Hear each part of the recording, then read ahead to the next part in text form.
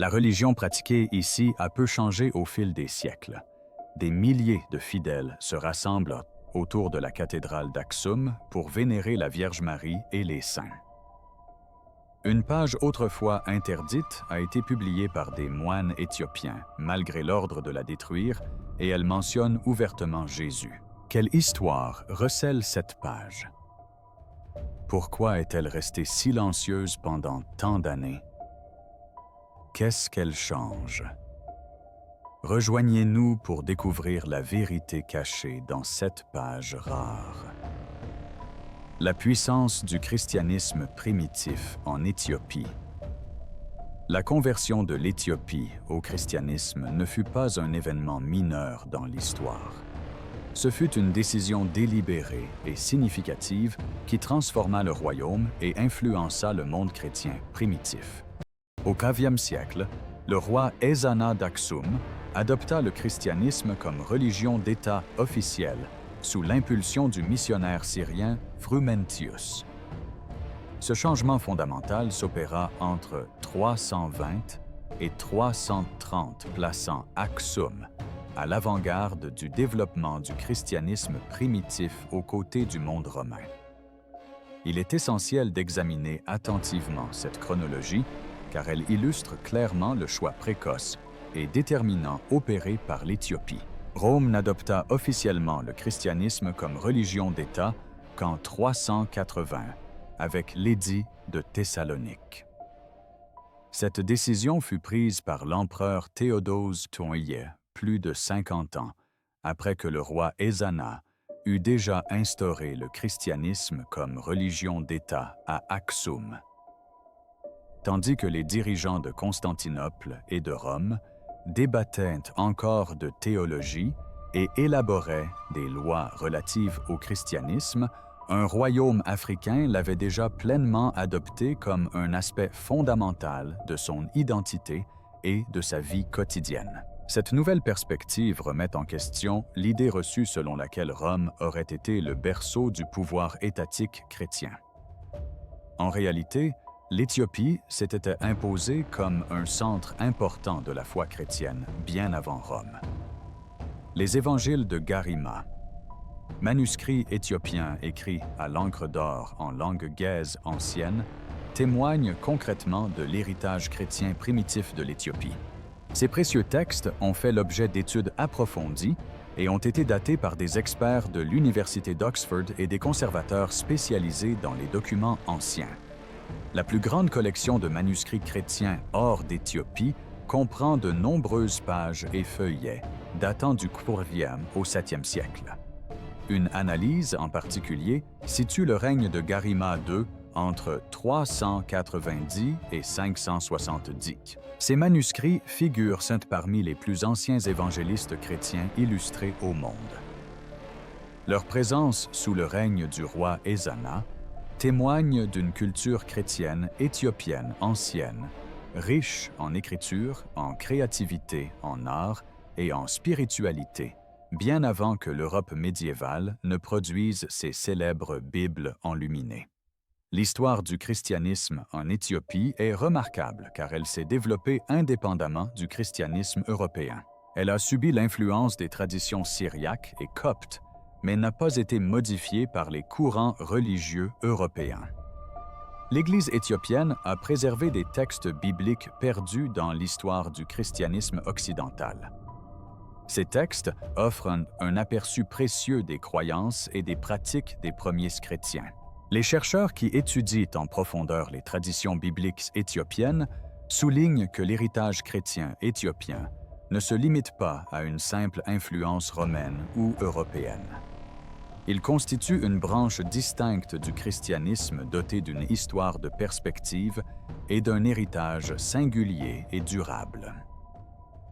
Cela démontre que l'Éthiopie n'est pas reléguée aux marges de l'histoire chrétienne, mais bien en son cœur. Les informations contenues dans ces manuscrits anciens révèlent également une vérité géopolitique importante.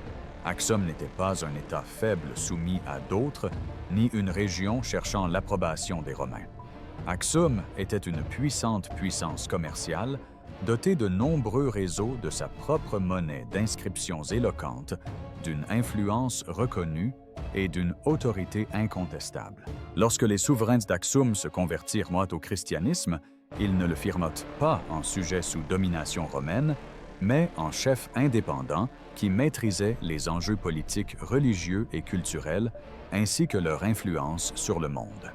Cette indépendance permit au christianisme éthiopien de se développer de manière unique, sa théologie étant façonnée par les préoccupations locales et son culte influencé par la langue gaise, les pratiques spirituelles locales, la richesse des symboles religieux africains et des traditions ancestrales. L'Éthiopie possédait une solide tradition de préservation des textes religieux par le biais de manuscrits, contrairement à d'autres régions qui perdirent les leurs à cause des guerres, des destructions, des incendies, des invasions ou de la censure religieuse. Les textes éthiopiens recèlent des voix, des idées et des réflexions spirituelles, nous rappelant que le christianisme a prospéré non seulement à Rome et en Europe, mais aussi en Afrique. L'Éthiopie n'est pas un pan mineur de l'histoire éclipsé par Rome. Elle n'est pas un récit secondaire dans une histoire qui ne lui appartient pas. En Éthiopie, le christianisme s'est développé très tôt et profondément, laissant derrière lui de précieux témoignages qui remettent en question l'idée communément admise selon laquelle Rome était le centre de la croissance chrétienne. L'histoire de l'Éthiopie illustre l'importance de l'Afrique dans le monde chrétien primitif et nous invite à élargir notre perspective et à reconnaître son rôle significatif. Ceci soulève une question fascinante qui enrichit la réflexion sur le sujet. Ce texte s'interroge sur les manuscrits anciens que l'Éthiopie a préservés, alors que le reste du monde les a peut-être laissés disparaître. Quels savoirs, croyances et trésors historiques uniques ont été conservés dans la tradition éthiopienne et perdus ailleurs dans le monde? L'Éthiopie pratiquait le christianisme, créait des textes sacrés, étudiait les Écritures, développait sa théologie et protégeait des textes rares, tandis que d'autres régions peinaient encore à définir le christianisme. L'histoire chrétienne de l'Éthiopie remet en question les idées reçues sur les origines de la foi. Ce texte invite à reconsidérer le récit romain traditionnel et à reconnaître que l'Afrique a embrassé le christianisme très tôt. L'Éthiopie n'est pas venue tardivement au christianisme. Elle a même joué un rôle majeur dans la croissance et le développement de cette religion. L'expérience éthiopienne met en lumière l'immensité, la complexité et la diversité de l'histoire du christianisme, réfutant l'idée qu'elle se limite à l'Europe et à l'Empire romain. Elle démontre que l'Afrique a joué un rôle crucial dans le développement du christianisme, influençant sa pratique et son interprétation au fil du temps. Les précieux livres qui ont changé la façon dont le monde comprend la foi. L'Éthiopie est bien plus qu'un simple lieu recelant des écrits anciens disparus ailleurs. Elle abrite les seuls manuscrits complets au monde de 2 livres religieux antiques. Le livre d'Hénoch et le livre des Jubilés, rédigés en gaze, la langue classique. Ces livres ne sont connus qu'à l'état de fragments en hébreu, en araméen, en grec et dans d'autres langues. On retrouve même d'importants fragments dans les manuscrits de la Mer Morte. Des chercheurs de renom se rendent en Éthiopie pour lire l'intégralité de ces ouvrages, car aucune autre communauté ne les a conservés dans leur intégralité. Ce fait est significatif rare et porteur d'une profonde signification. Imaginez à quel point cela est stupéfiant. Pendant des siècles, les érudits occidentaux ont exploré des grottes d'anciennes bibliothèques et des collections de manuscrits fragmentaires pour tenter de rassembler des fragments de ces écrits. Ils ont consacré des années à reconstituer des phrases incomplètes, des pages abîmées et des passages manquants, essayant d'imaginer à quoi pouvaient ressembler les livres originaux. À l'inverse, les moines éthiopiens préservaient discrètement des manuscrits complets et lisibles. Ces derniers n'étaient pas considérés comme des curiosités dans un musée. Il s'agissait de textes religieux vivants, méticuleusement copiés, lus faisant l'objet de prières et vénérés au sein des églises éthiopiennes. Alors que le reste du monde recherchait des fragments épars, l'Éthiopie possédait l'ensemble préservé avec soin et intention. Les fragments découverts dans les manuscrits de la mer Morte révèlent un fait significatif. Ils démontrent l'importance capitale de ces textes dans le judaïsme ancien. Ces écrits n'étaient pas considérés comme étranges ou insignifiants. Au contraire, ils faisaient partie intégrante de la pensée religieuse à l'époque du Second Temple. Ces textes ont influencé les croyances, la créativité et la compréhension de la foi. Cependant, le christianisme occidental ne leur accordait pas la même importance qu'en Éthiopie. Les responsables religieux occidentaux ont fait des choix différents pour des raisons spécifiques et ces choix ont influencé les lectures des chrétiens ultérieurs. Pourquoi les églises occidentales ont-elles décidé de ne pas inclure ces livres tandis que l'Éthiopie a choisi de les conserver et de les respecter? La réponse tient essentiellement aux priorités. En Occident, les conciles et les théologiens médiévaux souhaitaient un canon reflétant une doctrine claire et une autorité centralisée. Ils privilégiaient les textes qui confirmaient les enseignements officiels établis et un contrôle institutionnel strict. Tout ce qui pouvait perturber ces structures, remettre en question certaines idées ou permettre des interprétations diverses était exclu. Les dirigeants occidentaux ont opté pour une voie plus restrictive afin de préserver l'unité et la simplicité et un contrôle accru des croyances. Les croyances religieuses éthiopiennes ont suivi une voie différente. La tradition Tawahedo a fait des choix théologiques uniques, privilégiant les écrits visionnaires, l'imagerie céleste, l'ordre cosmique, les généalogies et les révélations spirituelles. En Éthiopie, les livres d'Enoch et des Jubilés étaient considérés non comme des objets cachés ou interdits, mais comme des textes d'une grande importance spirituelle. Ils étaient chéris comme faisant partie intégrante de la foi vivante et non comme de simples reliques. Ce choix a influencé le christianisme éthiopien d'une manière particulière. Les lectures peuvent avoir un impact considérable sur les croyances d'une communauté. Les ouvrages mentionnés, tels que le livre d'Enoch et le livre des Jubilés, ne sont pas de simples divertissements. Ils abordent des sujets comme les anges, la structure de l'univers et les mystères spirituels. Ils offrent une perspective différente sur l'histoire, le droit et la morale, influençant la vision du monde et de la religion chez les lecteurs. Ces livres sont bien plus que de simples objets décoratifs, ils ont une valeur inestimable. La décision de l'Éthiopie de préserver ces textes, alors que d'autres les perdaient, a permis de maintenir vivantes d'importants débats et réflexions qui auraient pu disparaître dans d'autres cultures. Cette histoire a également une portée pratique. La conservation de ces écrits en guèze témoigne d'un parcours culturel et linguistique unique, différent de celui des textes religieux occidentaux. Ces manuscrits n'ont pas été soumis au processus de traduction européen qui impliquait de nombreuses langues et plusieurs éditeurs.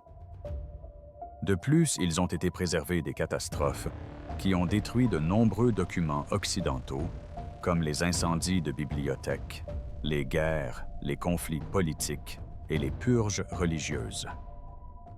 Tandis que les textes occidentaux étaient souvent altérés, endommagés ou perdus, les manuscrits éthiopiens étaient conservés en lieu sûr par les moines et les scribes, qui les considéraient comme des éléments précieux de leur patrimoine sacré. Les chercheurs modernes s'appuient aujourd'hui largement sur les manuscrits éthiopiens, car ils constituent des sources essentielles pour comprendre les croyances juives et chrétiennes anciennes. Ces manuscrits sont loin d'être négligeables. Ils sont cruciaux pour éclairer la pensée antique. La découverte de fragments de ces manuscrits, parmi les manuscrits de la mer Morte, a apporté la preuve irréfutable que les versions éthiopiennes étaient authentiques et non des créations postérieures ou des copies déformées. Ceci a confirmé que l'Éthiopie préservait des textes authentiques, offrant un aperçu d'une tradition textuelle plus ancienne et plus riche. L'Éthiopie ne conservait pas des écrits fictifs, mais bien des témoignages authentiques de croyances religieuses antiques. Il ne s'agit pas d'archéologie obscure ni de savoir caché.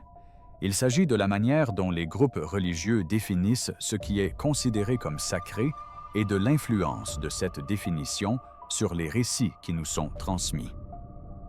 Tandis que d'autres recherchaient des fragments, l'Éthiopie possédait des livres complets offrant une perspective unique sur les croyances. Ces manuscrits montrent que l'histoire ne s'écrit pas uniquement en Europe. L'Afrique a également joué un rôle crucial dans la préservation des traditions spirituelles. Ceci soulève une autre question intéressante. Si ces deux ouvrages importants n'ont été intégralement conservés qu'en Éthiopie, quels autres trésors l'Éthiopie a-t-elle pu préserver et qui n'ont pas été conservés ailleurs? Quels autres écrits, idées ou pratiques spirituelles ont prospéré en Éthiopie tandis qu'ils déclinaient ailleurs? Mais il y a un fait encore plus intéressant et remarquable. Le canon éthiopien contiendrait un livre exhaustif détaillant les enseignements de Jésus après sa résurrection, enseignement qu'aucune autre tradition chrétienne n'a conservé. Il ne s'agit pas d'une fiction, mais bien d'un élément de la tradition éthiopienne de préservation des textes délaissés par d'autres. Cela suscite une vive curiosité.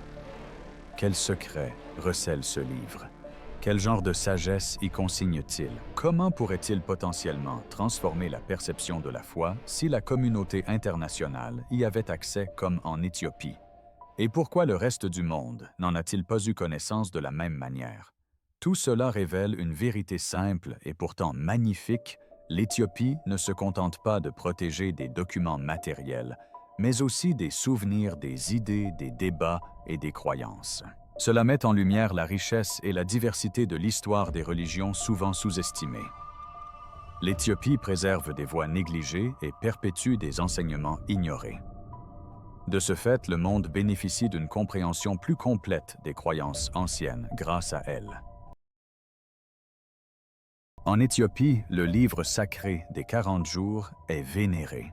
Ce texte ancien, connu sous le nom de « Livre d'Alliance », Mashafa, Kadan, Angwèze, la langue classique éthiopienne, est sachez considérée dans la tradition chrétienne éthiopienne comme une sorte d'enseignement spirituel privé entre le Christ ressuscité et ses plus proches disciples, durant les 40 jours séparant la résurrection de l'Ascension. En termes simples, il s'agit d'un recueil d'enseignements qui mettent l'accent sur le dialogue, la prière profonde et une expérience personnelle et vivante de Dieu. Il s'attache bien moins aux règles rigides de l'Église et se concentre davantage sur la formation du cœur de l'esprit et de la vie spirituelle des croyants.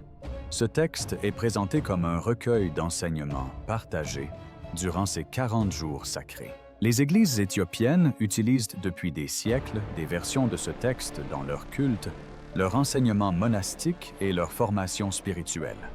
La période de 40 jours revêt une grande importance dans la mémoire juive et chrétienne. Moïse jeûna 40 jours sur le mont Sinaï, le peuple d'Israël erra 40 ans dans le désert.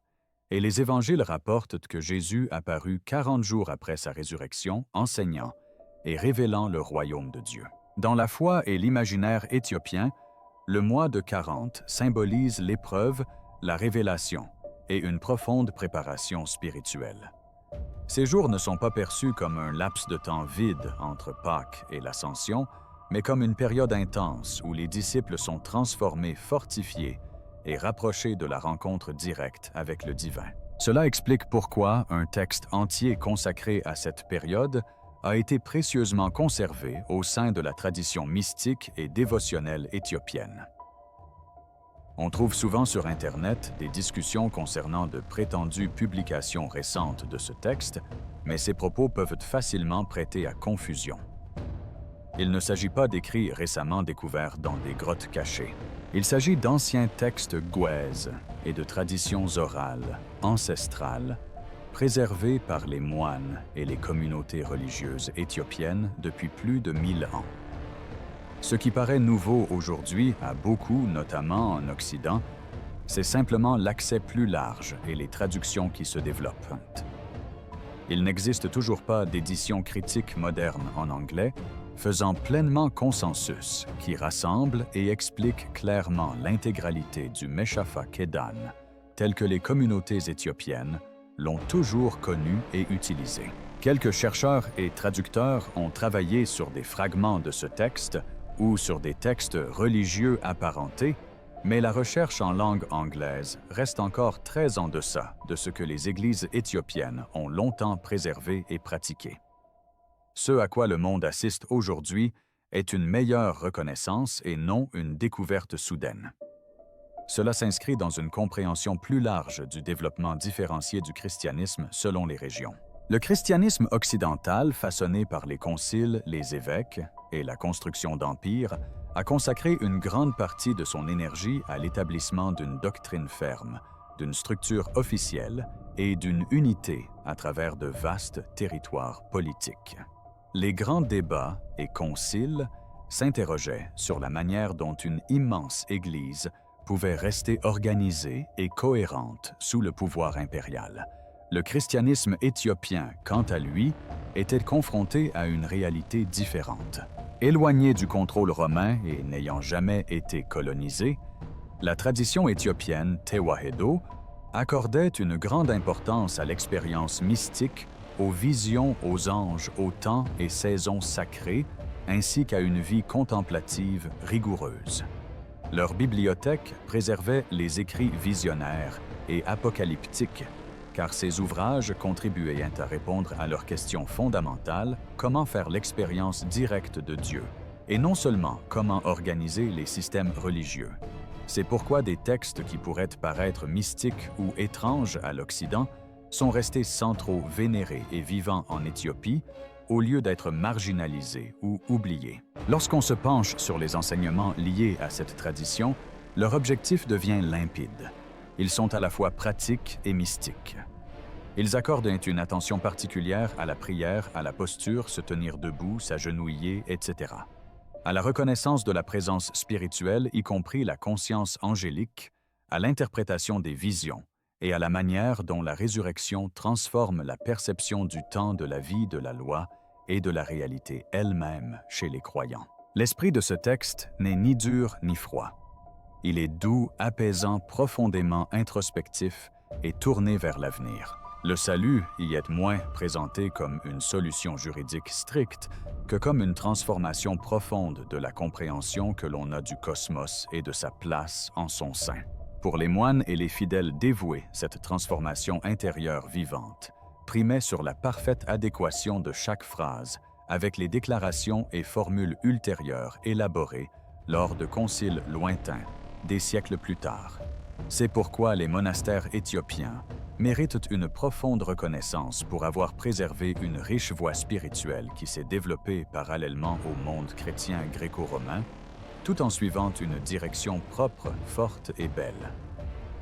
Leurs manuscrits, chants, enseignements et souvenirs ont transmis un ensemble de préceptes post-résurrectionnels qui façonnent un imaginaire chrétien unique, profondément enraciné dans la vision, la dévotion, la discipline et la proximité avec Dieu. Ceci soulève une question importante et profonde. Si l'Éthiopie a préservé des enseignements centrés sur la révélation secrète et sacrée donnée après la résurrection, que révèlent ces enseignements quant à l'autorité de Jésus et à la manière dont le royaume de Dieu devient réel et accessible? Cette question met en lumière la différence entre les priorités historiques de Rome et celles de l'Éthiopie. L'Occident privilégiait la clarté du système et de la structure, tandis que l'Éthiopie privilégiait la rencontre spirituelle, le renouveau intérieur et la profondeur mystique. Cette simple différence d'accent a façonné des pans entiers de l'histoire, guidé des traditions entières, et influencé la manière dont la foi était vécue, enseignée, protégée, et transmise, la façon dont les différents canons chrétiens se sont développés, et pourquoi la voie éthiopienne reste pertinente aujourd'hui. L'histoire du christianisme ne s'est pas développée de manière linéaire, ni comme un récit unique et simpliste, suivi par tous de la même façon. Très tôt, elle a donné naissance à deux voix puissantes et profondes qui ont œuvré de concert, chacune posant des questions essentielles sur le rôle de la foi, la nature de l'Église et le type de vie spirituelle que les croyants doivent construire. Ces deux voix n'étaient pas des expériences hasardeuses. Il s'agissait d'approches sérieuses, intelligentes et profondément spirituelles qui ont façonné la manière dont des civilisations entières allaient comprendre Dieu, les Écritures et la vie religieuse. L'une des principales voies était centrée sur Rome et Constantinople. Dans cette perspective, le christianisme était envisagé sous l'angle de l'unité de l'ordre et de la gouvernance. Les dirigeants de ces centres influents cherchaient à répondre à une préoccupation majeure: comment bâtir une communauté de foi forte et stable, capable de rassembler des peuples, des cultures et des territoires divers autour d'un même système de croyances et d'une même autorité. C'est pourquoi cette tradition accordait une grande importance à la création de conseils, à l'élaboration de credos et à la mise en place d'un canon garantissant la clarté et la fidélité à la foi et renforçant l'autorité de l'organisation. Il est également important de comprendre un point historique fondamental. Aucun document historique n'atteste que le Concile de Nicée de 325 ait décidé du contenu de la Bible. Lors de ce concile, les dirigeants se sont réunis principalement pour définir les enseignements relatifs à la nature du Christ et pour clarifier des questions théologiques essentielles. Les grandes décisions formelles qui ont contribué à façonner le canon occidental officiel sont intervenues plus tard, notamment lors d'importants conciles régionaux comme celui de Carthage en 397, qui a influencé les décisions finalement adoptées par le monde romain. Cela montre que le canon occidental s'est construit progressivement au fil des débats, des choix des dirigeants et du souci de préserver l'unité et la stabilité doctrinale de l'Église. L'autre voie, quant à elle, répondait à une problématique et était animée d'un esprit bien différent. Cette voie était profondément enracinée dans des lieux comme Axum et préservée au sein de la belle et ancienne tradition gaise. Plutôt que de se concentrer principalement sur la construction d'une structure institutionnelle centralisée, elle privilégiait une démarche beaucoup plus intérieure et spirituelle. Que se passe-t-il lorsque les croyants donnent la priorité à la rencontre directe avec le sacré, à la révélation visionnaire et à une pratique contemplative profonde? L'Éthiopie n'était pas soumise à l'influence de Rome. Elle n'a pas simplement copié les structures occidentales. Elle a élaboré ses propres réponses dans sa propre langue, sa propre tradition de culte et sa propre imagination spirituelle. C'est pourquoi l'Éthiopie a développé un canon qui honore les livres empreints de profondeur mystique, de vision spirituelle et de réflexion cosmologique. Ce sont des textes que les conciles occidentaux ont souvent mis de côté lorsque leur priorité est devenue la protection de l'uniformité doctrinale au détriment de la richesse de l'expérience. Le canon éthiopien Tewahedo est plus vaste et comprend des écrits tels que le livre d'Enoch, le livre des Jubilés, et les livres uniques de l'Alliance, car ces textes répondaient directement aux préoccupations théologiques, aux questions spirituelles et à la compréhension de l'interaction de Dieu avec l'humanité propre à l'Éthiopie. Il ne s'agit pas d'une histoire de suppression, ce n'est pas une histoire de censure, ce n'est pas le récit de secrets volés ou détruits. C'est l'histoire de priorités différentes, de questions différentes, et de chemins différents empruntés par la curiosité spirituelle. Lorsque les évêques occidentaux cherchaient à déterminer quels écrits soutiendraient le mieux une Église puissante, stable et d'envergure impériale, ils choisissaient souvent d'omettre les livres susceptibles de complexifier leur credo ou de suggérer d'autres formes d'autorité spirituelle. Parallèlement, le christianisme éthiopien, jamais absorbé par les luttes politiques de l'Église européenne, ni intégré aux systèmes religieux occidentaux, a conservé un canon plus vaste et plus créatif. Ses préoccupations étaient centrées sur la manière dont les individus font l'expérience de Dieu, sur la façon dont le culte façonne leur vie intérieure, et sur la manière dont les textes sacrés peuvent guider une profonde rencontre spirituelle à travers les générations. Il s'agissait d'un choix théologique délibéré et non d'un accident de l'histoire. Cette rectification est importante car elle dissipe un malentendu très répandu. Le Concile de Nicée a certes contribué à façonner la théologie, mais il n'a pas effacé les autres traditions ni imposé un canon unique au monde. Le canon romain occidental s'est formé plus tard à la suite de synodes et de débats régionaux, tandis que l'Éthiopie a continué à se développer de manière indépendante et affirmée. Les manuscrits en guèse, les monastères éthiopiens et les bibliothèques précieusement conservées ont préservé des conversations, des réflexions et des écrits sacrés que les conciles occidentaux n'ont jamais pris en compte dans leurs décisions. Cette vie textuelle indépendante explique pourquoi le corpus d'écriture éthiopien est différent aujourd'hui et pourquoi les deux voies doivent être considérées comme sérieuses, significatives et cohérentes dans leurs finalités respectives. Alors pourquoi cela importe-t-il encore aujourd'hui? Parce qu'en 2025, les questions spirituelles que se posent de nombreuses personnes évoluent.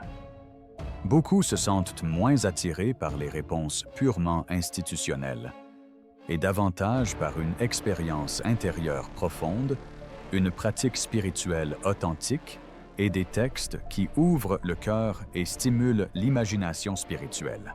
Le canon éthiopien préservé témoigne que le christianisme a toujours proposé un chemin centré sur la rencontre, la profondeur, la vision et le mystère, et non uniquement sur la structure et l'administration.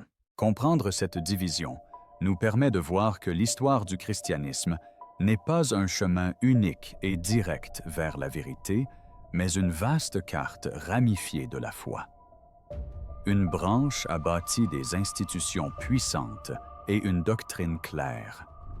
Une autre a préservé avec soin la vision mystique, la vie contemplative et l'imaginaire sacré.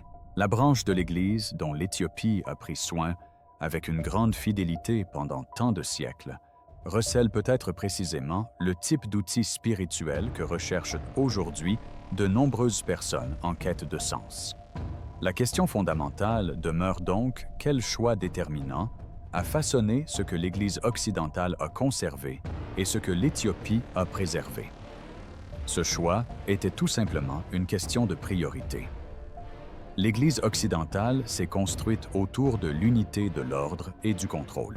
L'Éthiopie s'est construite autour de la rencontre de la vision et de la profondeur spirituelle. De ce fait, le monde d'aujourd'hui peut considérer ces deux voies, s'en inspirer, et comprendre que chacune raconte une histoire puissante sur le rôle que les gens pensent que la foi devrait jouer dans leur vie, la soif moderne de quelque chose de plus profond. Si vous vous êtes déjà assis dans une église et avez ressenti une certaine distance de l'incertitude ou simplement de l'indifférence face à ce qui se passait autour de vous, sachez que vous êtes loin d'être seul. De nombreuses personnes dans le monde occidental estiment aujourd'hui que le modèle traditionnel, prier, obéir, répéter, ne répond plus aux questions les plus profondes de leur cœur. Chaque année, des millions de personnes quittent les lieux de culte traditionnels. Ils ne s'éloignent pas parce qu'ils ne croient plus. Ils ne prennent pas d'initiative parce que la foi a perdu son sens.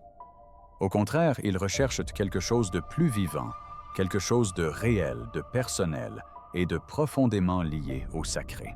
Ils en ont assez des systèmes rigides. Ils en ont assez des hiérarchies strictes. Ils ne veulent pas vivre sous le joug d'une liste de devoirs spirituels à cocher. Ce qu'ils désirent vraiment, c'est vivre une expérience. Ils veulent ressentir le divin directement, sans filtre, ni obstacle institutionnel interminable. C'est là que l'Éthiopie intervient discrètement, mais avec force. Depuis plus de 1700 ans, les moines éthiopiens préservent des écrits spirituels qui répondent directement à cette profonde soif humaine. Ces écrits ne sont ni de froids recueils de règles, ni des manuels doctrinaux arides.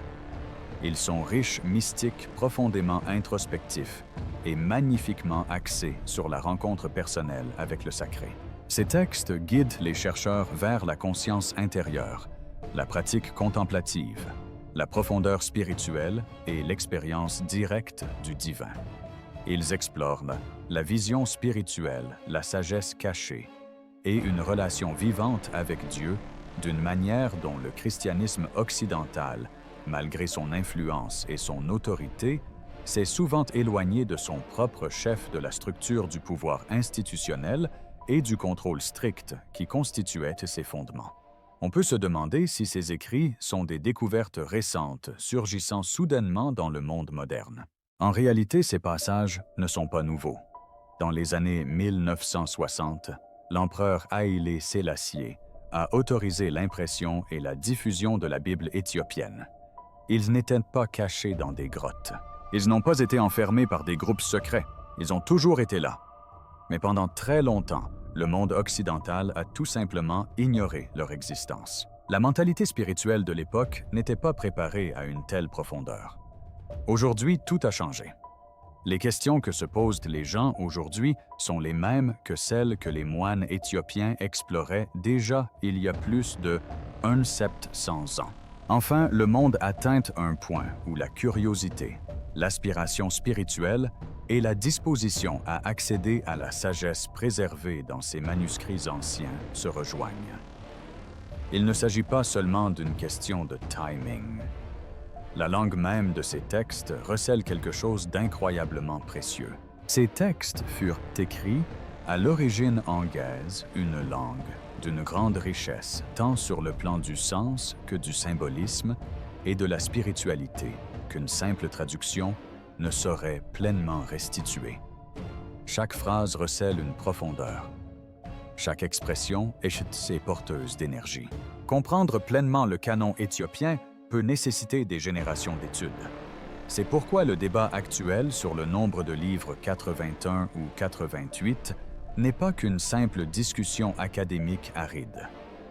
La tradition éthiopienne considère son canon comme un corpus de sagesse vivant. Elle grandit, elle respire, elle permet l'interprétation. Elle n'est pas figée. Elle n'est pas enfermée dans une structure unique et étroite, contrairement à de nombreux systèmes occidentaux qui figent leur doctrine et refusent d'en évoluer. Réfléchissez un instant à la différence. Le christianisme occidental a bâti une grande partie de son système autour de règles strictes de doctrine claire et d'une autorité institutionnelle forte. Parallèlement, le monde extérieur a continué d'évoluer. Les gens aspirent désormais à bien plus que des sermons et des rituels extérieurs. Ils aspirent à un sens qui touche leur vie intérieure. Ils veulent retrouver le mystère. Ils recherchent une révélation qui ne dépende ni du poste, ni du titre, ni de l'autorisation institutionnelle. Ils aspirent au sacré sans être englués dans une bureaucratie interminable. Ils recherchent le lien social sans se sentir contrôlés. L'Éthiopie a discrètement maintenu cette voie ouverte depuis toujours. Les monastères ont protégé ces textes. Les moines les ont préservés au fil du temps. Ils n'ont jamais été remaniés pour correspondre aux attentes occidentales. Ils sont restés fidèles à leur essence. De ce fait, ce qui paraissait autrefois lointain et obscur semble aujourd'hui puissant et actuel. Ces écrits sont anciens, et pourtant, ils répondent avec justesse aux questions que se posent les gens en 2025. Ce type de rencontre spirituelle profonde, souvent négligée par les systèmes occidentaux, est toujours présent et attend patiemment dans ces pages. Nombre de chercheurs modernes découvrent seulement maintenant ce que la tradition éthiopienne a préservé pendant des siècles. Il est étonnant de constater que ce que les croyants éthiopiens chérissaient tant il y a des siècles est précisément ce à quoi aspirent aujourd'hui tant de cœurs à travers le monde. Cela soulève une question importante et qui invite à la réflexion. Ces monastères étaient des lieux réels. Ces moines ont véritablement préservé ce savoir. Ces textes ont survécu aux invasions, aux bouleversements politiques, aux épreuves et à de longues périodes d'oubli presque inexistants hors d'Éthiopie. Que faire dès lors de ce savoir? Comment doit-il influencer notre conception de la foi, de la spiritualité, de la religion et de la quête personnelle de sens. Le plus grand changement ne réside peut-être pas dans la découverte d'écrits cachés ou interdits. Il réside peut-être plutôt dans la compréhension que l'humanité a toujours perçu le divin de multiples façons. Le christianisme occidental privilégiait les règles, la clarté, l'organisation et une doctrine rigide. Le christianisme éthiopien, quant à lui, embrassait le mystère, l'expérience intérieure et une sagesse vivante qui évolue avec le temps.